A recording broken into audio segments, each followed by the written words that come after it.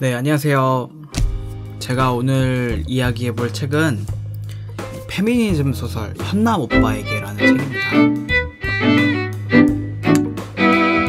표지가 되게 예쁘네요. 쇼코의 미소를 디자인한 분이 왠지 한 것 같은 느낌이 들어요. 확실하게는 잘 모르겠는데 느낌이 비슷해서 그거는 제가 확실히 확인이 안 되는데 그냥 딱 봤을 때 그냥 비슷한 느낌이 드네요. 요런 스타일의 제가 그림을 좀 좋아하나봐요. 사진을. 제가 읽은 책은 이제 조남주 작가님의 현남 오빠에게, 그 다음에 최은영 작가님 제가 되게 좋아하니까 당신의 평화라는 걸 읽었고, 그 다음에 맨 마지막에 있는 김성준 작가님의 화성의 아이라는 이제 3편의 소설에 대해서 이야기를 해보도록 하겠습니다. 첫 번째, 이 현남 오빠에게, 이 책의 제목이기도 하죠. 보는데 답답해서 진짜 미칠 것 같더라고요. 아, 이렇게 답답한 커플이 있나. 뭐 책 아직 안 읽으신 분들이 많을 테니까 제가 간단하게 이야기를 해드리자면은, 상은 이래요. 이제 30이 된 이제 여자분이 계신데, 한 10년 동안 만나던 남자친구와 이제 남자친구가 청혼을 한 거죠. 했는데 뺀지 놓는 내용의 편지를 씁니다. 거기에 잘 알아들을 수 있게 내가 왜 청혼을 받아들이지 않는 이유에 대해서 이해하기 쉽게끔 잘 써져 있어요. 보면 너무 답답하더라고요. 근데 현남 오빠도 진짜 답답하고 말도 안 된다고 생각하지만, 받아들인 이 주인공, 이름이 제가 기억이 잘 안 나는데, 현남 오빠를 부르는 이 여자분도 너무 답답한 거예요. 아, 이런 사람이 있나. 답답해가지고 진짜 고구마를 계속 먹으면서 소설을 읽는 듯한 약간 그런 느낌을 받았습니다. 근데 제가 이제 대학교 다닐 때 이제 연애를 하고 뭐 이런 느낌보다 확실히 조금 세대 차이가 느껴져요. 조금 더 이제 저보다 이제 형 누나들의 약간 이제 이런 연애를 보는 듯한 느낌을 받았습니다. 시대가 그만큼 빠르게 변하고 있다라는 거겠죠. 20대 초반이나 중반의 학생들은 어떻게 연애를 할지 되게 궁금하고 관심이 많이 가네요. 궁금해가지고. 그래서 처음에 대학 생활을 시작하면서 이 현남 오빠를 만나면서 많이 이제 의지를 하고, 왜냐면 시골은 아니더라도 이제 지방에서 올라와가지고 이제 뭣도 잘 모르니까 현남 오빠한테 의지를 많이 했죠. 이제 첫 단추를 어떻게 보면 잘못 낀 거지. 너무 의지를 많이 했어. 자기가 할 수 있는 건 자기가 챙겨야 되는데 너무 이제 의존을 많이 하다 보니까 남자가 나중에는 설계를 들어갑니다. 자기의 필요한 방식대로 이 여자를 진로도 정해주고, 집을 구할 때도 자기의 좀 유리한 쪽으로 이렇게 구하게 하고. 아니, 왜 그거를 그냥 당하고만 있냐는, 둘 다 마찬가지입니다. 제가 봤을 때는 둘 다 답답해요.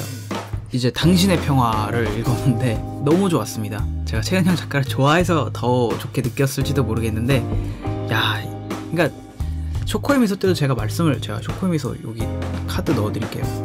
쇼코의 미소 때 제가 말씀을 드렸지만은, 작가님의 이 삶이 저와 같은 세대라고 느껴져요. 되게 비슷한 세대, 그러니까 같은 세대를 살아간다라는 이런 시간적인 간격이 없기 때문에 이 현남 오빠에게보다 훨씬 더 재밌게 읽었고, 정말 공감하는 부분이 많았어요. 그리고 또 연애에 대한 부분보다는 이제 가족에 대한, 이런 가족들을 이제 바라보는 시야가 들어가 있는데, 제가 생각하는 이제 가족에 대한 이제 모습과도 너무나도 비슷한 점이 많아서 이 소설을 읽어보라고 엄마한테 했는데, 엄마 제 말을 잘못 알아들어가지고 첫 번째 거를 현남 오빠에게를 읽었어요. 뭐 둘 다 읽으면 좋지만은,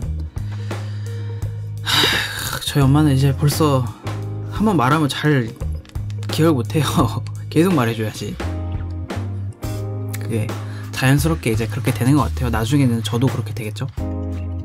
여기 보면 그런 내용이, 여기 나오는 이제 정순이 유진의 엄마로 나오는데, 이제 정순의 삶이 그래요. 이제 시집 와가지고 시어머니 밑에서 정말 시집살이 하면서 정말 힘들게 애들만 키우고 해서 나중에 이제 결혼할 때가 딱 됐는데, 며느리를 받아야 되는데, 이제 거꾸로 이제 며느리를 모셔야 되는 입장이 된 거죠. 어떻게 정순이 입장에서는 그렇게 충분히 생각할 수 있다고 생각해요.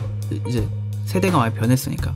며느리가 뭐 잘못한 건 아니잖아요. 그런 시대에 태어난 게 며느리 잘못도 아니고 아들 잘못도 아니고 딸 잘못도 아니죠. 정순의 잘못도 아니고 세상이 그렇게 변한 것 뿐인데, 이제 세상이 변한 시기에 이제 대처를 미리 대처할 수 있는 사람이 어디 있겠지만 대처를 못하면은 누구 하나 득보는 사람이 없는 거죠. 누구 하나 다 피해자만 생기고. 아버지, 당신의 평화라는 이 제목은 뭐냐면 아버지를 겨냥해서 쓴 것 같네요. 아버지는 그 상황이 너무 편한 거예요. 자기는 하나도 이제 잃을 게 없으니까 자기는 앉아서 이제 정순이 차려주는 밥 따박따박 먹고 자기는 그냥 집에서 은퇴해가지고 편안한 시간 보내면서 며느리가 얼마나 이뻐 보이겠습니까? 하지만 실질적으로 앞으로 이제 며느리와 함께 집안의 이제 큰일 작은일을 도맡아야 할 시어머니 입장에서는 편치가 않은 거죠. 같이 일을 해야 되는데 일적으로 묶이면은 세상에 좋은 사람도 다 악마가 되듯이. 그래서 제가 엄마한테도 항상 이야기해 놓는 게 이 재산을 공동명의로 항상 해야 된다. 항상. 그러면은 공동명의로 하는 순간 아빠의 무거웠던 엉덩이가 가벼워지고 엄마의 이 한숨이 줄어들 것이다. 굉장히 중요하다. 이렇게 얘기를 해드려도 이제서야 이제 공동명의 그거 진행하는 것 같아요. 이제서야. 진작하지. 그리고 사실은 이제 저는 가족을 그냥 어떻게 바라보냐면 이렇게 얘기하면 조금 어른들은 기분 나빠질 수도 있는데 일종의 회사라고 보거든요. 컴퍼니라고 봅니다. 저는 패밀리랑 컴퍼니랑 아주 비슷하다고 봐요. 저는 처음에 이제 부부가 파트너십을 맺는 거죠. 결혼이라는 거는 실제로 법적인 효력도 있잖아요. 법적으로 이 둘의 부부 관계를 증명할 수도 있는 파트너십을 맺고 수익률이 좋을 때 보험 상품을 가입하죠. 그게 바로 자식들입니다. 자식들이에요. 내가 많이 벌어놓을 수 있을 때 금융상품에 들어놓지, 내가 지금 당장 어려운데 아기를 낳을 수도 없고 보험을 들 수도 없잖아요. 그래서 저는 자식을 놓는 게 보험이랑 굉장히 비슷하다고 생각해요. 근데 중요한 건 뭐냐면은 이 보험 상품 이제 자식들은 제 생각에는 아무래도 아빠 쪽보다는 엄마 쪽이 더 편하고 더 좋죠. 아빠는 맨날 뭐 하지 마라 잔소리 하는데 엄마는 그나마 조금 인정해 주잖아요. 이거 그래, 그럴 수 있다. 왜냐면 이전 세대의 가정에서는 서로 역할이 분담돼 있었거든요. 저는 그렇게 생각을 해요. 아버지는 항상 뭐를 하지 마라라고 하는 역할 담당이었고, 그 회사 내에서 가족이라는 회사 내에서 어머니는 그래도 우리 애들이 그냥 그래 잘할 수 있을 거야 하는 약간 어떻게 조력자의 느낌. 사실 어느 쪽이 나쁘다라고 할 수는, 마냥 나쁘고 좋다라고 할 수는 없지만은 자식들이 받아들이는 입장에서 엄마가 좋지, 하지 말라고 하는 아빠가 좋을 수가 없지. 아빠는 돈을 실질적으로 많이 벌어다 주지, 지원을 해주시지만은, 그래서 이제 아버지의 엉덩이가 무거울 수 있는 겁니다. 다 재산이 아빠 명의로 돼 있으니까. 하지만 문제는 아빠가 더 이상 돈을 벌지 못하는 순간이 왔을 때, 은퇴를 하게 됐을 때, 그때 생기죠. 왜냐면은 집안일이라는 거는 은퇴가 없거든요. 나이가 들어도 엄마는 집안일에 대해서 은퇴를 못해. 왜냐면 집안일을 계속 해야 되니까. 거기서부터 이제 문제가 생기는 거죠. 이미 이제 아버지의 재산은 이제 자산으로 바꿔가지고 부동산이라던가 다른 뭐 이제 투자 수단으로 변경을 해서 거기서 이제 따박따박 돈이 나온다거나 아니면 연금을 받아서 생활을 하실 수도 있죠. 하지만 엄마는 그런 게 없어요. 계속 일해야 돼. 그렇기 때문에 이제 재산을 공동명의로 해놓지 않으면은 엄마만 계속 이제 일을 하게 되는 거예요. 그래서 이 영상을 보시는 어머니들, 재산 공동명의 안 하셨으면 꼭 하시고, 남편분들은 알아서 하세요. 네, 알아서. 제가 뭐 더 얘기는 안 하겠습니다.